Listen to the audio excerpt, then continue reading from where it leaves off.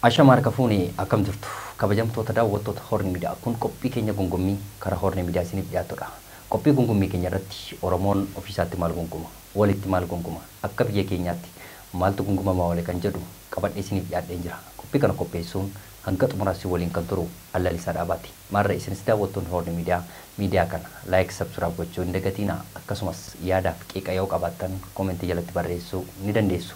Qophii gungummii koo kana keessatti keessumaa qaamota mootummaatiin dhiibbaa uummata irratti bakkoota garaagaraa irratti ga'u keessumaa uummata irratti akkasumas manguddoota akkasumas harmoolii akkasumas dargaggoota irratti bakkeewwan garaagaraatti qaamota mootummaatiin uummata irratti ga'u qabadheen qophii gungummiitiin bakka tokkotti karaa Horn Miidiyaa isiniif dhiyeessa. Maarra isinis daawwattoonni Horn Miidiyaa hanga xumura qophii kootti immoo na waliin tura. Egaa qabxii gungummii koo yookaan gungummii koo guyyaa dhagaa keessumaa ibsa gidduu kana bahaa jiru keessumaa gaa bakkeewwan garaagaraatti galabsii qaamota mootummaati yookaan waraana mootummaa yookaan makalaakaatiin bakkeewwan garaagaraatti waraana bilisummaa Oromoo fi mootummaa gidduutti lolli bakkeewwan garaagaraatti deemaa jiruu fi injifannoo qaamota lamaan yookaan gama waraana bilisummaa Oromootiinis akkasumas immoo gama raayyaa ittisa biyyaatiin bakkeewwan garaagaraatti raawwatamaa jiru irratti dhiibbaan uummata irratti gahaa jiru daran hammaachaa akka dhufee fi keessumaa immoo dubbachuun isaa kan nama qaanessu ta'aati jira jechuudha. Kanaaf bakkeewwan garaagaraatti rakkoon ammas haalaan jabaachaa akka jiruuf keessumaa immoo wal ajjeesuu akkasumas immoo keessumaa ol boojii warra darbee qabeenya uummataa barbadaa'uuf akkasumas immoo namoonni nagaan miidhamaa jiraachuun kun ammas waan hafee hin fakkaatu. Keessumaa waggoota muraasaatti asitti keessumaa wal dhabdee qaamota lamaan keessumaa gama naannoo Amaaraatiin faannoo dabalatee gama Oromiyaatiin immoo waraana bilisummaa yookaan ABO dabalatee bakkeewwan garaagaraatti qaamota mootummaa wajjin wal waraansi ta'amaa jiru dhiibbaan uummata irratti gahaa jiru namoota nagaa keessumaa manguddoota gidduu kana immoo bakkeewwan garaagaraatti lubbuun hedduun darbaa akka jiru argamaati jira jechuudha. Kun taateen kun yookaan ajjechaan kun kan raawwatamaa jiru keessumaa warreen Oromiyaa keessatti lubbuun isaanii keessumaa manguddooliin darbaa jiran sababa waraana bilisummaa Oromoo deeggartu yookaan immoo waraana bilisummaa Oromoo tumsitu kan jedhu harmoolii bakkeewwan garaagaraatti ukkaamsu akkasumas dargaggootaa fi manguddoota umuriin isaanii waggaa 60-80 ga'ee bakkeewwan garaagaraatti godinaalee Oromiyaa bakkeen hundatti lubbuu ajjeesaa jiru yookaan immoo manguddoota ajjeesaa jiru jechuudha. Kanaaf taateen kun yookaan sababiin kun sababa waraana bilisummaa Oromoo wal dhabdee fi qama raayyaa ittisa biyyaatiin raawwatamaa jiru jechuudha. Kanaaf taateen kun irra caalaa yookaan ajjechaan kun kan raawwatamaa jiru waraana mootummaa yookaan raayyaa ittisa biyyaatiin akka ta'e argamaati jira jechuudha. Kanaaf gama Oromiyaatiin sababii waraana bilisummaa Oromootti taateen amma ta'amaa jiru keessumaa uummata nagaa irratti raawwatamaa jiru dubbachuusaa kan nama qaanessuuf yeroo hunda waraana hidhamee sadarkaa odeeffamu yookaan odeessuun isaallee kan nama jibbisiisu irra gahamee jira jechuudha akkuma miidiyaattu. Kanaaf rakkoon ammas Oromiyaa keessatti raawwatamaa jiru keessumaa wal dhabdee qaamota lamaatiin uummanni miidhamaa jiru immoo daran dubbachuun isaa kan nama qaanessuu fi kan nama saalfachiisuu fi Oromummaa ofiillee kan nama jibbisiisu ta'aati jira jechuudha. Kanaaf naannoo Amaaraatiinis ta'e naannoo Oromiyaa akkasumas immoo naannoo Tigraayitiin uummanni miidhamaa jiru irra caalaa sablammoota 85 Itoophiyaa jiran keessaa akka uummata Oromoo keessumaa waggoota 6 asitti salphina guddaa argaa jiru hin jiru jechuudha. Kanaaf yeroo darbe Isaayyaas Afeworqii Oromummaa jedhee muummee ministeera Itoophiyaa uummata Oromoof yookaan kushi dhaabuu fedhee yeroo irra deddeebiituun uummata Oromoo arrabsaa ture argamaati ture. Kana keessatti kan miidhamaa jiru yookaan kan rakkachaa jiru waggoota 6 asitti uummata Oromoo akka ta'e wal naman gaafachiisu. Kanaaf garuu bakkeewwan garaagaraatti qondaalonni garaagaraa akkasumas biyyoota ollaa dabalatee dhiibbaa uummata Oromoo irra gahaa jiru waan hin argineef akka inni uummata Oromoof falmu tokko yookaan uummata Oromoof dubbatu tokkotti yeroo qaamonni garaagaraa dubbatan ni argama jechuudha. Garuu waggoota 6 asitti dararaan uummanni Oromoo argaa jiru bara Dargii bara Haayile Sillaasee fi bara Wayyaanee yookaan mootummoota darban keessa ta'ee akka hin beekne argamaati jira jechuudha. Kanaaf nageenyi guutummaa guutuutti biyyuma keenya keessa kan jirre wal naman gaafachiisu keessumaa nageenyi jira jedhamee kan yaadamu bakka masaraan yookaan bakka mootummaan kun bulurraa kan hafe yookaan bakka inni masaraa sana bulurraa kan hafe bakkeewwan garaagaraa nagaa argataa hin jiru jechuudha. Kanaaf manguddoota bakkeewwan garaagaraatti ajjeesuun kun keessumaa baadiyaa qofa osoo hin taane sadarkaa Finfinnee keessatti illee namni hojjettoota mootummaa irraa kaasee horii dura galaa akka jiru namoonni baadiyaa jiran horii dura yookaan saawwan dura galaati jiru jechuudha. Ofii sodaatanii yookaan immoo lubbuu isaaniif sodaatanii bakkeewwan garaagaraatti 12 dura manatti gala jechuudha. Akkasumas Finfinnee keessis wal nama gaafachiisu bakkeewwan garaagaraatti keessumaa Finfinnee keessatti irra deddeebiin artistoota dabalatee akkasumas namoota siyaasa dabalatee halkan dahoo godhatanii bakkeewwan garaagaraatti ajjeesaa turuun ni yaadatama hanga har'aatti jechuudha.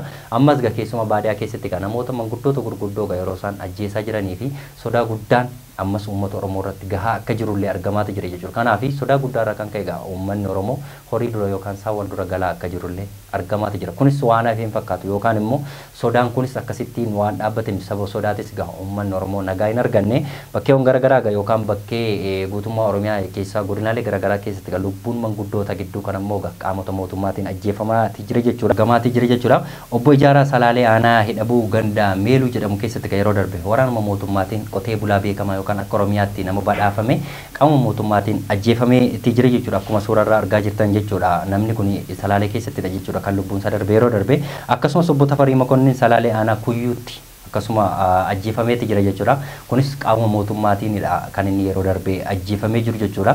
Akkasumas egaa obbo Meeluu Dabalaa kan jedhama Shawaa Kibba Lixaa Aanaa Bachoo keessattidha jechuudha. Inni kunis lubbuun isaa kan inni darbe kun egaa qaama mootummaatiin yookaan immoo raayyaa ittisa biyyaatiin jechuudha kan inni lubbuun isaa darbe akkuma suurarraa argaa jirtan kana.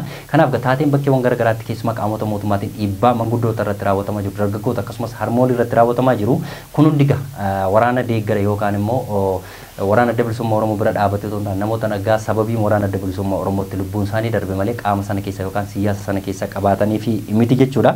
Akkasumas gaa obbo Boojaa Mokonnin Dhaabaa jedhama godina Shawaa Lixaa Aanaa Jalduu keessatti waraanuma mootummaatiin ajjeefamee jira jechuudha. Akkuma suurarraa argaa jirtanii manguddoonni bakkeewwan garaagaraa akka keessumaa waraana adda bilisummaa Oromoo ajjeesaa jira otoo hin taane gahuma raayyaa ittisa biyyaatiinidha jechuudha kan lubbuun isaanii darbe. Akkasumas gaa obbo Imaanaa Nagahoo jedhama godina Wallagga Lixaa Aanaa Baabboo qotee bulaa beekamaa yookaan immoo akka Oromiyaatti illee nama hiyyeessa gargaaruun akkasumas immoo qotee bulaa adda dureetiin nama badhaafamedha jechuudha akkuma suurarraa argaa jirtanii. Kanaaf egaa manguddoon kun egaa godina Wallagga Lixaa Aanaa Baabboo keessatti kan inni ajjeefame egaa umurii waggaa 80dha jechuudha. Namni waggaa 80 gajoo akkamitti qaama mootummaa yookaan immoo mootummaa irratti dhiibbaa godhee waraana adda bilisummaa Oromoo deeggarta jedhamee akkamitti ajjeefama. Yeroo darbe godina Wallagga Bahaa keessatti Giddaayyaana keessatti nama umurii waggaa 80 waraana adda bilisummaa Oromoo deeggarta jedhanii nama waggaa 80 gadi baasanii ajjeesanii jiru jechuudha.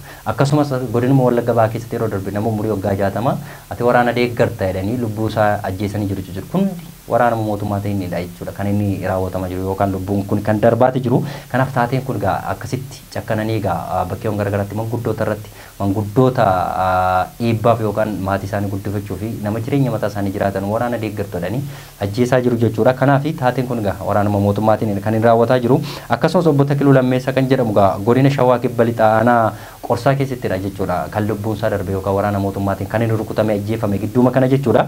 Akkasumas egaa obbo Gammachuu Tobboo jedhamu godina Wallagga Lixaa Aanaa Mana Sibuu ganda Idoora keessattidha jechuudha kan lubbuun isaa darbe jechuudha. Kun kana hunda kan raawwate yookaan ajjecha kana hundumaa kan raawwate egaa keessumaa abbootii Oromoo yookaan immoo namoota beektotaa fi namoota araarsuu danda'anii fi manguddoota umuriin isaanii deeme kana kan ajjeesu waraana mootummaadha jechuudha. Akkuma suurarraa argaa jirtan kana akkasumas egaa obbo Hundeessoo Guyyoo jedhama Arsii keessatti yookaan Arsii Aanaa Muneessaa keessattidha yeroo darbe akkasumas kan inni lubbuun isaa darbe jechuudha. Akkasumas obbo Geetuu Kafanii Ayyaanoo jedhama qotee bulaa waggaa 60 keessumaa egaa waggaa 6 dura yookaan immoo bara mootummaan kun aangoo qabate waggaa tokko asitti yookaan waggaa 6 jechuun egaa mootummaan kun erga aangoo irra ture waggaa 7 jechuudha. Qabatee waggaa tokkotti egaa waraana mootummaatiin qabame hanga ammaatti achi buuteen isaa dhabameeti jira jechuudha. Akkuma suurarraa argaa jirtanii kana hunda egaa waraana adda bilisummaa Oromootu ukkaamsee lagatti qabee jira otoo hin taane waraana mootummaatiinidha yookaan adda duree yookaan immoo qotee bultoota bebbeekamoo egaa mootummaa waraanni mootummaa qabee yeroo inni akkasitti rakkisuu argamaati jira jechuudha. Kanaaf taateen kun yookaan namoonni ammanii dubbadhe kun hundi isaanii waraana mootummaatiinidha jechuudha. Lubbuun isaanii kan darbe dhumarratti egaa obbo Geetuu Kafanii Ayyaanoo kun egaa waggaa 6 dura jechuudha kan inni butamee yeroo ammaa maatiin isaallee bakka inni buute dhabanii rakkina guddaa argaati jiru jechuudha yookaan kan itti himatanii geessifatan illee dhabanii yookaan bakka inni itti hidhame illee otoo hin bariin waggaa 6 lakkoofsanii jiru jechuudha. Nama umurii waggaa 60 maal gochuuf fedhu? Nama jireenya mataa isaa jiraatu nama fiigee qaqqabuu hin dandeenye yookaan immoo nama jireenya dubbatee illee nama dhageessifatu malee nama siyaasa yookaan immoo paartii tokko deeggaree paartii tokko irratti dhiibbaa geessisu miti jechuudha. Kanaaf taateen keessumaa bakkeewwan garaagaraatti keessumaa guutummaa Oromiyaa keessatti dhiibbaan uummata nagaa irratti keessumaa qotee bultootaa fi manguddoota irratti keessumaa xiyyeeffatamee yeroo ammaa kan hojjechaa jiru keessumaa dhiyoo kana dargaggootaa fi akkasumas manguddoota irratti xiyyeeffatamee lubbuun isaanii darbaa jira jechuudha. Torbaniiti asitti immoo bakkeewwan garaagaraatti qotee bulaa manguddoota gurguddoo irratti bakkeewwan garaagaraa Shawaa akkasumas immoo Boorana Arsii akkasumas Wallaggaa bakkeewwan garaagaraa godinaalee Oromiyaa hunda keessatti lubbuun manguddootaa darbaati jira. Kana hunda kan raawwatu mootummaa yookaan immoo waraana raayyaa ittisa biyyaa kan ta'e warra mootummaaf hojjetan jechuudha. Dhiibbaan ammas uummata irratti ga'u daran hammaachaa dhufeera jechuudha. Kanaaf namoota nagaa fi akkasumas immoo ijoollee maatiillee hiyyumatti kan hambisaa jiruu fi qe'eef qabeenya isaanii irratti gubaa kan jiru waraana mootummaati. Kun hundi raawwataa kan jiru wal dhabdee waraana adda bilisummaa Oromoo fi mootummaa gidduutti sababii ta'amee fi uummanni nagaan qe'eef qabeenya isaarraa buqqaa fi lubbuun isaa dhabamaa jira jechuudha. Kanaaf namoota nama eebbisuu danda'aniif manguddoota kabajaaf ulfinaan lubbuun isaanii darbee du'uu qaban ture rasaasan bakkeewwan garaagaraatti waadaa jiru jechuudha. Kana hundumaa sababii waraana adda bilisummaa Oromootti akka ta'e argamaati jira. Hidhatanii yookaan immoo mootummaatti dhukaasanii otoo hin taane waraana adda bilisummaa Oromoo deeggartu jedhanii keessuma warreen uummata Oromoo hin jaallanneetu manguddoota kana bakkeewwan garaagaraatti dararaa fi rasaasan waadaa jira jechuudha. Kanaaf gama mootummaatiin furmaata argachuu waan didaniif yookaan immoo gama mootummaatiin furmaannotu argama ta'ee akkasitti ormi uummata keenya yookaan immoo qotee bulaa keenya akkasitti ajjeesuu hin qabdu turte jechuudha. Kanaaf gama mootummaatiin dhiibbaan kun yookaan immoo ergama fudhateetidha. Waraanni kun kan uummata irratti bobba'ee ajjeesu malee otoo mootummaan nama kamiyyuu irratti dhiibbaan yookaan yakka malee namni yakka hojjete hin hidhamu. Otuma waraana ta'e iyyuu akka seera Itoophiyaatti namni waraana keessa yookaan namni yakka hojjete hin hidhama malee gadi baasee ajjeese halkan dahoo godhiiti kan jedhu seerumti isaa hin jiru. Garuu waggoota muraasa asitti immoo halkan dahoo godhatanii qotee bultoota akkasumas namoota gurguddoo kan ajjeesaa jiru jechuudha. Akkasumas namoota siyaasa dabalatee jechuudha. Kanaaf dhiibbaan uummata irratti keessumaa godina keenya akkasumas immoo guutummaa Oromiyaa keessatti fi guutummaa Itoophiyaa keessatti raawwatamaa jiru dubbachuun isaa kan nama qaanessuu fi kan nama saalfachiisuu fi Oromummaa ofillee kan nama jibbisiisudha jechuudha. Oromiyaa qofa osoo hin taane naannoo Amaaraa keessattis akkasumas Tigraay keessattis ukkaamsaan kun